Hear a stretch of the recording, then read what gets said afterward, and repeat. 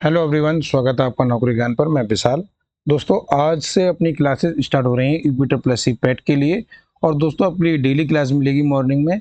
और दोस्तों, आना ना भूलिएगा, क्योंकि दोस्तों ये बहुत ही बेहतरीन क्लास होने वाली है। आप लोगों के लिए मैं एक बार दिखा देता हूं दोस्तों। इस तरीके से अपने सारे क्वेश्चन रहेंगे दोस्तों, ठीक है। तो दोस्तों, आगे भी क्वेश्चन इसमें लगभग 30-35 क्वेश्चन के आसपास हैं। तो आज हम दोस्तों ये डिटेल में पूरी क्लास के लिए कवर करेंगे और देखेंगे दोस्तों कि इसमें दोस्तों आपके लिए किस तरीके से क्वेश्चन अटेंड करना है, ठीक है दोस्तों। अब मैंने दोस्तों इससे पहले एम्स पढ़ाया था, अब मैं दोस्तों यूपिटर प्लस सी पैट पढ़ा रहा हूँ।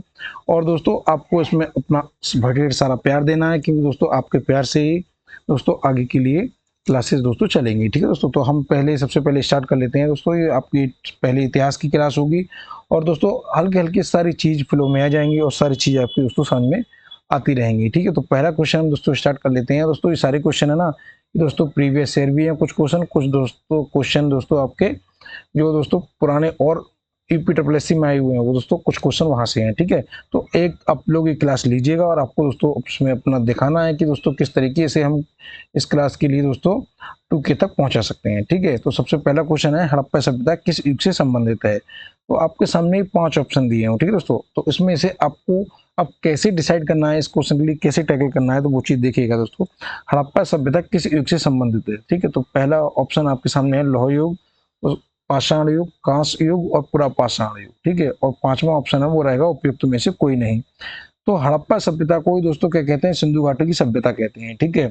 और लौह युग है जो दोस्तों, जो लौह युग है दोस्तों, उस युग में दोस्तों क्या होता था, आयरन पूरी तरह से अनभिज्ञ थे लोग, आयरन से पूरी तरह से क्या थे, अनभिज्ञ थे, यानी पता ही ना था कि लौह युग दोस्तों क्या था।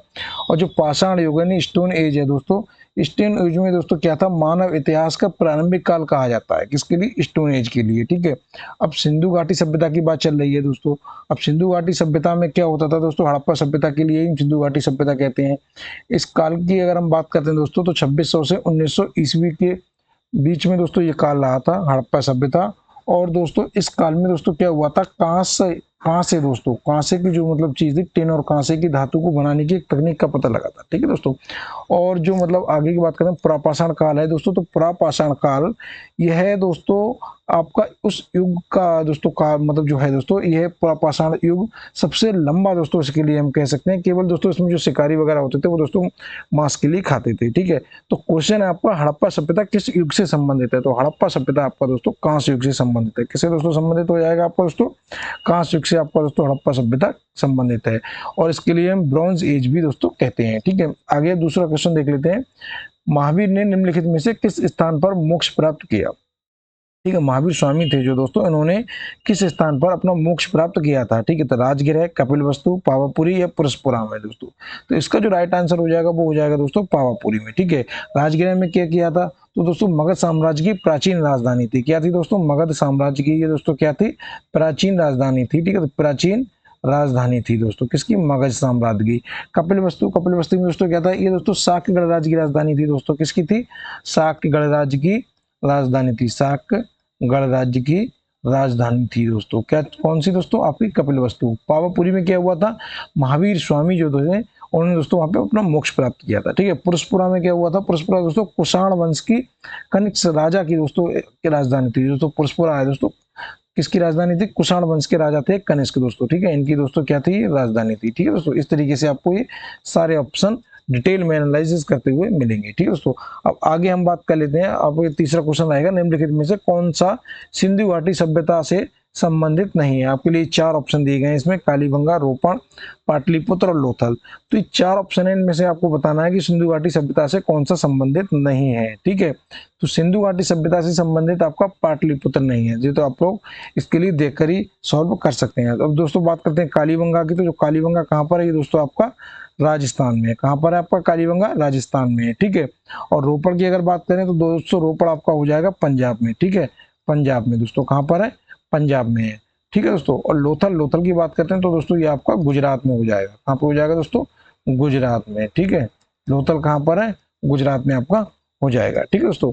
अब क्वेश्चन नंबर 4 है। तो क्वेश्चन नंबर 4 दोस्तों है, मोहनजोदड़ो शब्द का अर्थ क्या है, ठीक है। तो मोहनजोदड़ो शब्द का अर्थ क्या है, जिसे हम मृतकों का टीला भी कहते हैं, ठीक है। क्या कहते हैं, मृतकों का टीला भी कहते हैं। ठीक है, सिंधु घाटी सभ्यता में प्राप्त वृत्त स्नानागार मोहनजोदड़ो नगर से ही प्राप्त हुआ था। ठीक है, जिसके मध्य स्थित में दोस्तों एक स्नान कुंड था। इसकी लंबाई आपको बतानी है कमेंट में, इसकी लंबाई कितनी थी। ठीक है, तो इसका जो आंसर हो जाएगा, इसका आंसर हो जाएगा option number B, mound of the dead. ठीक है, मोहनजोदड़ो शब्द का अर्थ क्या हो जाएगा, माउंट ऑफ द रेड हो जाएगा। ठीक है दोस्तों, अब क्वेश्चन नंबर 5 की हम बात कर लेते हैं। सिंधु घाटी सभ्यता के बारे में इनमें से कौन सा कथन सत्य है। आपके लिए 4 ऑप्शन दिए गए हैं, आपको बताना है इसमें से कौन सा कथन है वो सत्य है। पहला ऑप्शन है सिंधु लोग कपास का उत्पादन करने वाले पहले थे। ऑप्शन नंबर बी है उन्होंने लकड़ी के बक्से में अनाज भंडारित किया था। ऑप्शन नंबर सी है सिंधु घाटी सभ्यता पंजाब, सिंध, बलूचिस्तान, गुजरात, राजस्थान और पश्चिम बंगाल के कुछ हिस्सों को कवर करती थी। फोर्थ ऑप्शन है सिंधु घाटी के जो लोग थे कुत्ते या बिल्ली और घोड़ों को बड़े पैमाने पर पालते थे। तो आपको इसमें बताना है इसका राइट आंसर क्या हो जाएगा। इसका राइट आंसर हो जाएगा दोस्तों सिंधु घाटी सभ्यता के बारे में कौन सा कथन सत्य है। तो इसका राइट आंसर हो जाएगा सिंधु के जो लोग थे कपास का उत्पादन करते थे दोस्तों, यानी प्रोड्यूस किसका करते थे, कॉटन का करते थे। ठीक है, किसका करते थे दोस्तों, ये लोग कपास का दोस्तों उत्पादन करते थे, क्योंकि जिसकी खेती दोस्तों बहुत ही बड़ी मात्रा में की जाती थी। यहाँ दोस्तों क्या होता था, ऋग्वैदिक काल से ही इसकी खेती की जा रही है। ठीक है, सिंधु घाटी सभ्यता में हड़प्पा निवासी कपास के उत्पादन में संसार भर में प्रथम माने जाते थे। ठीक है दोस्तों, क्या माने जाते थे, प्रथम माने जाते थे। आगे हम क्वेश्चन की बात कर लेते हैं। हड़प्पा सभ्यता के एक हिस्से लोथल की खुदाई किसने की थी। जो मैंने आपको बताया था लोथल कहाँ पे है दोस्तों, गुजरात में, और इसकी दोस्तों जो खुदाई है वो दोस्तों किसने की थी। ठीक है, जो खुदाई का दोस्तों कार्य है वो किसके लिए दिया गया था। ठीक है, तो किसने किया था दोस्तों, आपको बताना है। दयाराम साहनी ने, राखलदास बनर्जी ने, एस आर राव ने या आर विष्णु ने। ठीक है, तो ये दोस्तों चारों आपके सामने ऑप्शन है, तो इसका जो राइट आंसर हो जाएगा ऑप्शन नंबर सी हो जाएगा। ठीक है दोस्तों, क्या हो जाएगा, एस आर राव ने। किसने किया था दोस्तों, एस आर राव ने किया था। कब किया था, 1957 में दोस्तों। कब किया था, 1957 में। ठीक है, 1955 से 1960 के बीच में दोस्तों इसकी मतलब जो खुदाई हुई थी, तो 1957 में दोस्तों उसकी खुदाई की थी। ठीक है, और इसके बीच में दोस्तों क्या हुआ था, 1955 से 1960 के बीच में भारतीय पुरातत्व सर्वेक्षण द्वारा इसकी दोस्तों खुदाई की गई थी। गुजरात में ये कहाँ पर है, स्थित है। ठीक है दोस्तों, और ये दोस्तों एक स्थान है, हड़प्पा सभ्यता का एक स्थान है। ठीक है दोस्तों, आगे हम बात कर लेते हैं। आगे दोस्तों आपको क्वेश्चन है, सिंधु सभ्यता में घोड़ों की अस्थियों का अवशेष कहाँ मिलता है। जो घोड़े थे इनकी जो अस्थियां हैं दोस्तों कहाँ से मिलती हैं, बनावली से, चंद्रदुर्ग से, और दोस्तों कोतडा से, या फिर दोस्तों सुरकोतडा से। ठीक है दोस्तों, ये दोनों ऑप्शन एक जैसे हो गए हैं, लेकिन इसमें थोड़ा सा डिफरेंस है। एक है दोस्तों सुरकांगेडो, ठीक है, और जो दूसरा वाला ऑप्शन है दोस्तों वो है सुरकोतडा। ठीक है, तो उसमें थोड़ा सा दोस्तों आप लोग इसे चेंज कर लीजिएगा, सुरकागनेडोर। ठीक है दोस्तों, ये इसका आंसर हो जाएगा। आंसर हो जाएगा दोस्तों डी वाला, सुद कोदड़ा से। दोस्तों कहाँ से दोस्तों मिली थी ये दोस्तों, सुद कोदड़ा से। दोस्तों इसके मतलब क्या मिले थे आपके लिए, घोड़े की हड्डियों के अवशेष मिले थे। ठीक है दोस्तों, आगे हम बात कर लेते हैं। उपनयन समारोह में क्या तात्पर्य है। उपनयन समारोह में क्या तात्पर्य है। ठीक है दोस्तों, तो आपको इसका आंसर देना है। ऑप्शन ए हो जाएगा, बच्चे को एक औपचारिक नाम दिया जाता है, बच्चे को सूर्य और चंद्र के औपचारिक दर्शन कराए जाते हैं, बच्चे को पवित्र जनेऊ धारण किया जाता है, या बच्चे को विवाह किया जाता है। उपनयन समारोह में, उपनयन जो समारोह होता है उसमें दोस्तों क्या होता है, बच्चे के लिए पवित्र जनेऊ धारण किया जाता है। जो जनेऊ होता है दोस्तों, इसके कई सारे नियम होते हैं जनेऊ के, और इसके लिए धारण दोस्तों किया जाता है। किसमें, उपनयन जो आपका समारोह होता है उसमें बच्चे के लिए जनेऊ धारण किया जाता है। पहले संस्करण को शुद्धिकरण संस्कार के रूप में जानते थे। ठीक है, जिसके उपरांत गुरु शिष्य, जो मतलब जिसके उपरांत शिष्य गुरु के साथ आश्रम में रहकर शिक्षा ग्रहण करते थे। इस संस्कार के उपरांत बालकों को द्विज कहा जाता था। क्या कहा जाता था दोस्तों, द्विज कहा जाता था। क्या कहा जाता था, द्विज कहा जाता था। पहले ये अनिवार्य नहीं था, परंतु कर्मकांडों में से अनिवार्य कर दिया गया, और तथा दोस्तों विवाह से पूर्व किया गया जाता है, बच्चे के लिए जनेऊ धारण कराया जाता है। ठीक है, आगे हम बात कर लेते हैं दोस्तों, ये दोस्तों क्वेश्चन सेम ही हो गया है। आगे बात कर लेते हैं, सत्यमेव जयते महावाक्य कहाँ से उद्धृत है। सत्यमेव जयते महावाक्य कहाँ से उद्धृत है। तो जो दोस्तों सत्यमेव जयते है वो आपका मुंडक उपनिषद से है। दोस्तों कहाँ से है, मुंडक उपनिषद से है। ठीक है दोस्तों, कहाँ से लिया गया है, मुंडक उपनिषद से लिया गया है। इसी उपनिषद की यज्ञ की तुलना टूटी नाप से की गई है। दोस्तों किससे की गई है, टूटी नाप से की गई है। ठीक है, मुंडकोप उपनिषद अथर्ववेद से संबंधित है। मुंडकोप उपनिषद कहाँ से संबंधित है, तो दोस्तों ये आपका अथर्ववेद से संबंधित है। यह भारत की आदर्श वाक्य है। दोस्तों क्या है दोस्तों, भारत का आदर्श वाक्य, सत्यमेव जयते। सत्यमेव जयते भारतीय राज्य के उत्तर प्रदेश वाराणसी स्थित सारनाथ में दोस्तों 250 ईसा पूर्व मौर्य सम्राट द्वारा बनाए गए स्तंभ के शिखर पर अंकित भी है। तो ये चीज भी दोस्तों आपके लिए पता होनी चाहिए, ठीक है। यहाँ से भी क्वेश्चन बन सकता है। जो दोस्तों डिटेल जानकारी है मैं आपके लिए बताते हुए चल रहा हूँ, जिससे आप लोग दोस्तों नोट करते हुए चलिए गए। दोस्तों ये क्लास की क्या है, क्लास तो दोस्तों आप लोग चलते या फिर दोस्तों कहीं ट्रैवलिंग कर रहे हैं तो अपने कान में लीड लगाकर दोस्तों ले सकते हैं। इस तरीके से आपके लिए दोस्तों उसमें काफी जानकारी मिलेगी, ठीक है दोस्तों। आगे हम क्वेश्चन की बात कर लेते हैं। 10th क्वेश्चन है, वेदों के गद्य प्रकरण क्या कहलाते हैं। वेदों के जो गद्य प्रकरण है वो दोस्तों क्या कहलाते हैं। संहिता, ब्राह्मण, आरण्य या उपनिषद। वेदों के जो गद्य प्रकरण है वो दोस्तों आपके क्या कहलाते हैं, ब्राह्मण कहलाते हैं। क्या कहलाते हैं दोस्तों, ब्राह्मण कहलाते हैं। वेद का पदभाग क्या कहलाता है, ऋग्वेद और अथर्ववेद कहलाता है, ठीक है। वेदों का गद्य भाग क्या कहलाता है, यजुर्वेद कहलाता है।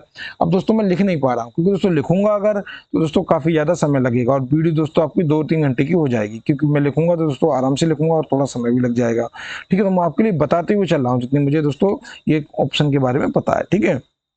वेदों का गद्य भाग क्या कहलाता है, यजुर्वेद कहलाता है।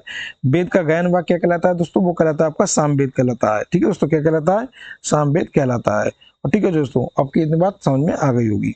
आगे हम बात कर लेते हैं आगे वाले दोस्तों क्वेश्चन की। तो आगे क्वेश्चन है, क्वेश्चन नंबर 11, निम्नलिखित में से कौन सा ज्ञान के सिद्धांत पर बल देता है। ज्ञान के सिद्धांत पर बल देता है, योग दर्शन, वेदांत दर्शन, सांख्य दर्शन या उपनिषद। तो दोस्तों ज्ञान के सिद्धांत पर जो बल देता है वो आपका हो जाएगा उपनिषद। उपनिषद क्या करता है दोस्तों, ज्ञान के सिद्धांत पर बल देता है। उपनिषद हिंदू धर्म का महत्वपूर्ण श्रुति ग्रंथ है। उपनिषद क्या है दोस्तों, हिंदू धर्म का महत्वपूर्ण श्रुति ग्रंथ है। ये वैदिक वाग्मय में दोस्तों, वैदिक वाग्मय में अभिन्न भाग है, ठीक है दोस्तों। क्या चाहिए, वैदिक वाग्मय में अभिन्न भाग है, ठीक है दोस्तों। आगे हम बात कर लेते हैं क्वेश्चन नंबर 12 की। ऋग्वेद में निम्नलिखित में से किस देवता की सर्वज्ञता महत्ता का वर्णन है। तो ऋग्वेद में किस देवता की सर्वज्ञता महत्ता का वर्णन है, तो वो दोस्तों इसका राइट आंसर हो जाएगा इंद्र की। दोस्तों किसका हो जाएगा, इंद्र की वर्णन है। किसका वर्णन है दोस्तों, इंद्र का वर्णन है।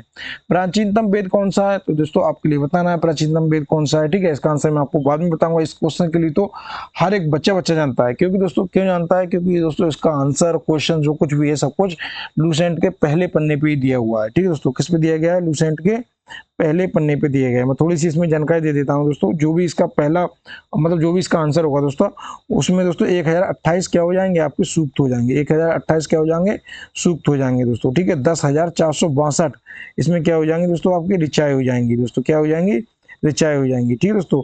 और ऋषियों को जो पढ़ते हैं मतलब इस वेद के लिए, उसे कहते हैं दोस्तों होत्र। क्या कहते हैं, होत्र कहते हैं, ठीक है। और सर्वाधिक वर्णन दोस्तों इसमें किसका है, इंद्र का है। सर्वाधिक वर्णन दोस्तों इसमें किसका है, इस वेद में इंद्र का है, ठीक है दोस्तों। और इंद्र के लिए 250 बार, अग्नि के लिए 200 बार ऋचाओं की रचना इसमें दोस्तों की गई है, ठीक है। तो इसका राइट आंसर जो हो जाएगा वो दोस्तों ऋग्वेद हो जाएगा, यानी ऑप्शन नंबर बी, ठीक है दोस्तों। ऑप्शन नंबर क्वेश्चन नंबर 14 की हम बात कर लेते हैं। निम्नलिखित में से किस भारतीय प्रशासन ग्रंथ में अपराध और अपराधी का ठीक ठाक आता है। अपराध और अपराधी का ठीक ठाक जिक्र आता है, ठीक ठाक जिक्र आता है। यहाँ पे दोस्तों ठीक ठाक जिक्र होगा, ठीक ठाक जिक्र आता है दोस्तों। ये दोस्तों आपका क्वेश्चन स्टेनोग्राफर में पूछा गया था 2015 में, ठीक है दोस्तों। तो स्टेनोग्राफर का ये क्वेश्चन रिपीटेबिलिटी के द्वारा जो स्टेनोग्राफर की परीक्षा होती है उसका दोस्तों ये क्वेश्चन है, ठीक है। तो उसका राइट आंसर हो जाएगा दोस्तों ऑप्शन नंबर डी, ठीक है। अर्थशास्त्र, मनुस्मृति, न्याय मीमांसा, ये तीनों दोस्तों इसके हो जाएंगे, ठीक है दोस्तों। आगे बात कर लेते हैं। शतपथ ब्राह्मण और 33 ब्राह्मण डैश के ब्राह्मण मूल पाठ हैं। तो किसके हो जाएंगे दोस्तों, आपके सामवेद, अथर्ववेद, ऋग्वेद या यजुर्वेद। किसके हो जाएंगे, तो ये हो जाएंगे दोस्तों आपके यजुर्वेद के। किसके हो जाएंगे दोस्तों, यजुर्वेद के आपके हो जाएंगे। शतपथ ब्राह्मण और 33 ब्राह्मण यजुर्वेद के ब्राह्मण मूल पाठ है। वेद और उनके ब्राह्मण निम्नलिखित दोस्तों मैं आपके लिए बताने वाला हूँ कौन कौन से हैं दोस्तों।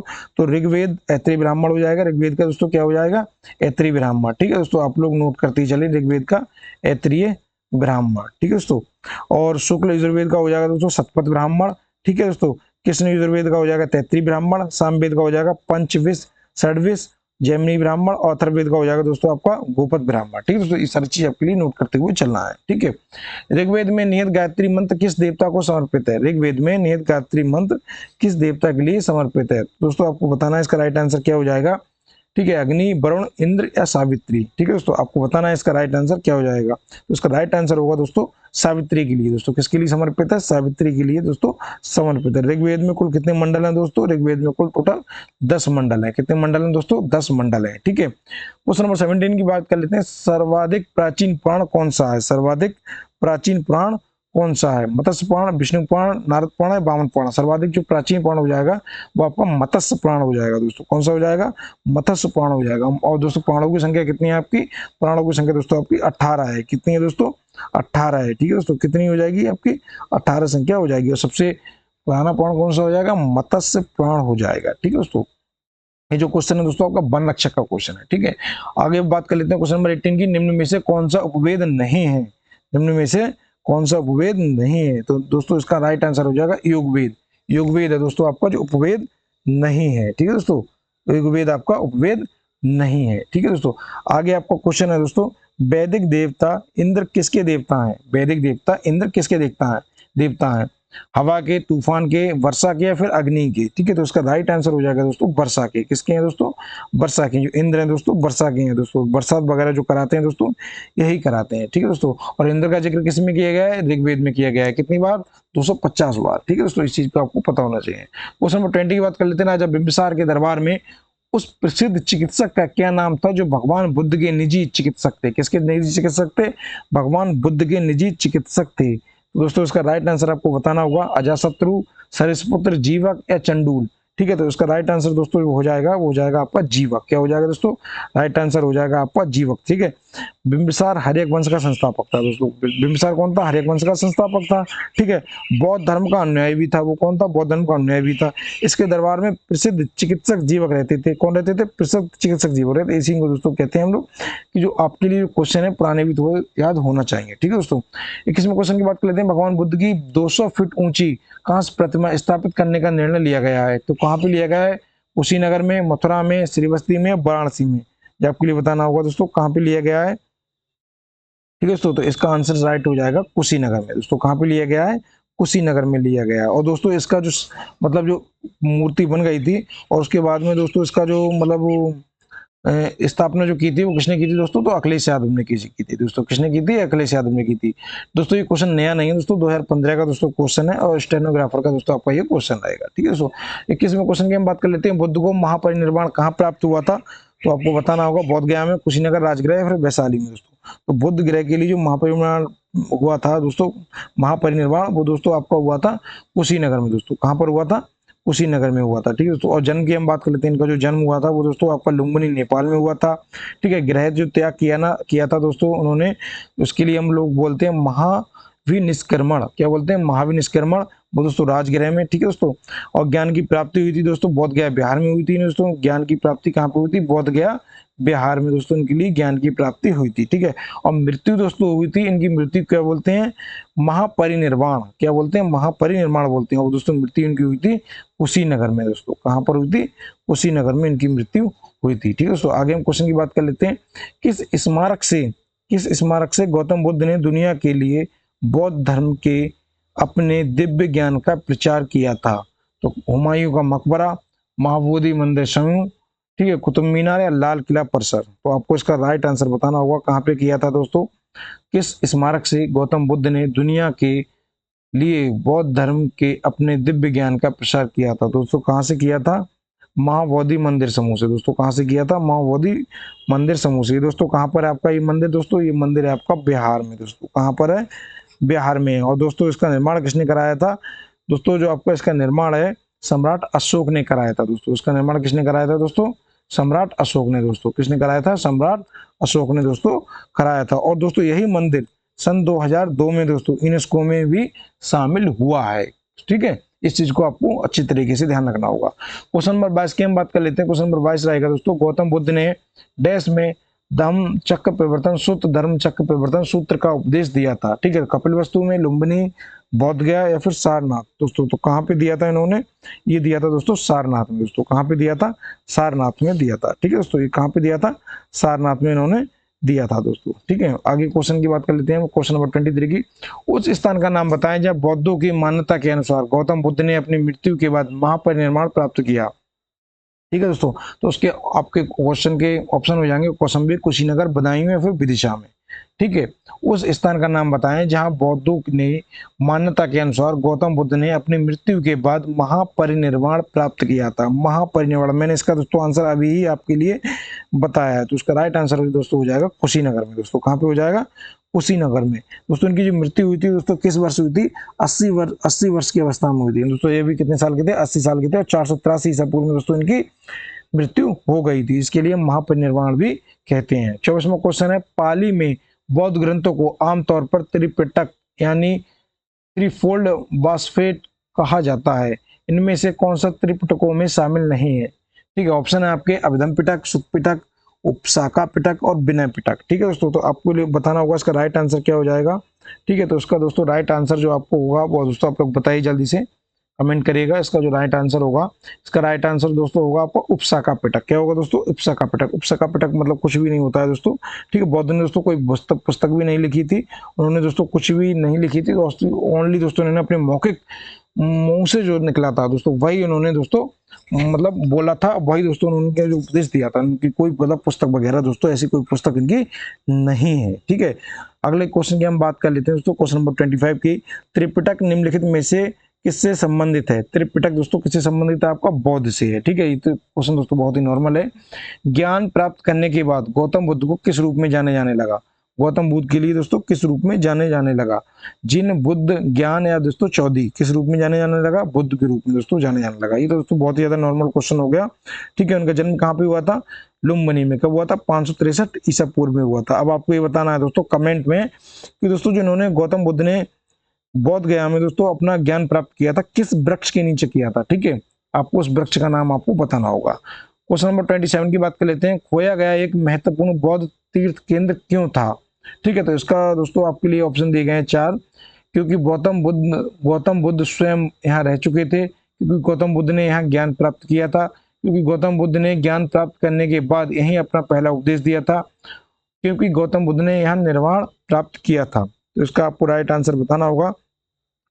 गौतम बुद्ध दोस्तों कौन थे? ये दोस्तों आपके बौद्ध धर्म के संस्थापक थे। ठीक है, उनका जन्म कब हुआ था? 563 ईसा पूर्व में हुआ था। कहाँ पे दोस्तों? कपिलवस्तु लुम्बिनी में। और दोस्तों ये कहाँ पर है? नेपाल में। ठीक है, 35 वर्ष की अवस्था में दोस्तों उन्होंने वैशाख पूर्णिमा की रात, ठीक है, निरंजन नाम दोस्तों फल्गु नदी के किनारे अपने पीपल वृक्ष के नीचे दोस्तों इन्होंने क्या किया था दोस्तों? अपना ज्ञान प्राप्त किया था। ठीक है दोस्तों, अब आपको इसका आंसर बताना होगा क्या होगा। तो दोस्तों इसका राइट आंसर हो जाएगा ऑप्शन नंबर बी, क्योंकि गौतम बुद्ध ने यहाँ ज्ञान प्राप्त किया था। ठीक है दोस्तों, आगे बात कर लेते हैं क्वेश्चन नंबर 28 की। बुद्ध ने अपना पहला उपदेश कहाँ दिया था?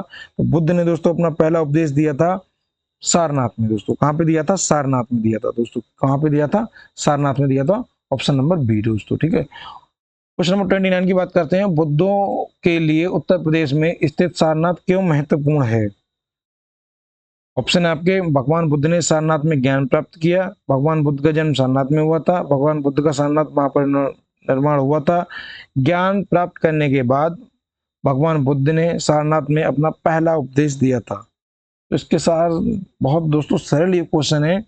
ज्ञान प्राप्त करने के बाद भगवान बुद्ध ने सारनाथ में अपना पहला उपदेश दिया था। इसका आंसर मैंने जस्ट पीछे वाले क्वेश्चन में ही तो बताया है। पहले जैन तीर्थंकर कौन थे? ये दोस्तों आपको बताना है, पहले जैन तीर्थंकर कौन थे दोस्तों। ये बहुत ही सरल क्वेश्चन है। पहले जैन तीर्थंकर कौन थे दोस्तों? आपको बताना होगा पहले जैन तीर्थंकर कौन थे। ठीक है दोस्तों, कौन थे दोस्तों आपके पहले जैन तीर्थंकर? दोस्तों आपके लिए ऋषभदेव थे। कौन थे दोस्तों? ऋषभदेव थे। ठीक है, और लास्ट वाले कौन थे दोस्तों? आप लोग कमेंट में बताइएगा। ठीक है दोस्तों, यार दोस्तों आज के क्वेश्चन आए 32 दोस्तों आपके सामने आ गए होंगे दोस्तों सारे क्वेश्चन। अगर कोई भी दोस्तों आपको अगर डाउट रहता है तो प्लीज़ दोस्तों मुझे कमेंट करिएगा। और दोस्तों जो क्लासेस आगे की भी होंगी दोस्तों इसमें और ज़्यादा इंप्रूवमेंट देखने के लिए मिलेगा आप लोगों के लिए। ठीक है दोस्तों, और अगर इससे ज़्यादा दोस्तों आपको कोई डाउट लग रहा है तो दोस्तों प्लीज़ मुझे ज़रूर कमेंट करिएगा दोस्तों। ठीक है, अब जो नेक्स्ट क्लास होगी दोस्तों आपकी जीएस की होगी, वो भी मैं आपके लिए मिल जाएगी थोड़ी बहुत देर में दोस्तों। ठीक है, और दोस्तों चैनल पर नए तो प्लीज़ सब्सक्राइब जरूर कर लीजिएगा। मिलते हैं दोस्तों इसी तरह की नेक्स्ट क्लास में, तब तक लीजिए, थैंक यू।